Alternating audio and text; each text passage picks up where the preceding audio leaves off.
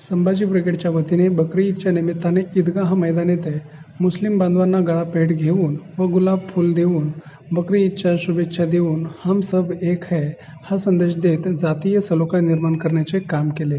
यावेळी संभाजी ब्रिगेडचे पश्चिम महाराष्ट्र अध्यक्ष श्याम कदम यांनी प्रेमाने जग जिंकता येते, द्वेषाने द्वेष वाढतो, सर्व उत्सवात प्रेम भावना वृद्धिंगत होणे काळाची गरज आहे। सर्व धर्म समभाव जपला व ऐक्य भावना मनात रुजवली तर आपले राष्ट्र व देश जगाला हेवा वाटावा अशी प्रगती साधेल। हिंदू व मुस्लिम बांधव नेहमीच एकमेकांचा आदर राखत सण व उत्सव एकोप्याने व शांततेत साजरे करतात।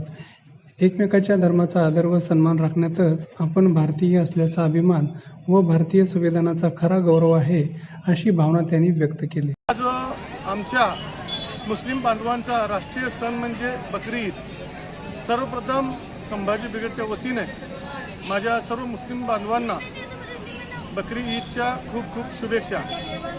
आज संभाजी ब्रिगेडच्या वतीने बकरी ईद निमित्त जातीय सलोखा निर्माण व्हावा म्हणून आम्ही संभाजी ब्रिगेडच्या वतीनं या ईदगाह मैदानावर नमाज संपल्यानंतर मुस्लिम बांधवांची गळाभेट घेऊन आणि पुष्पगुच्छ देऊन त्यांना ईदच्या शुभेच्छा दिलेल्या आहेत।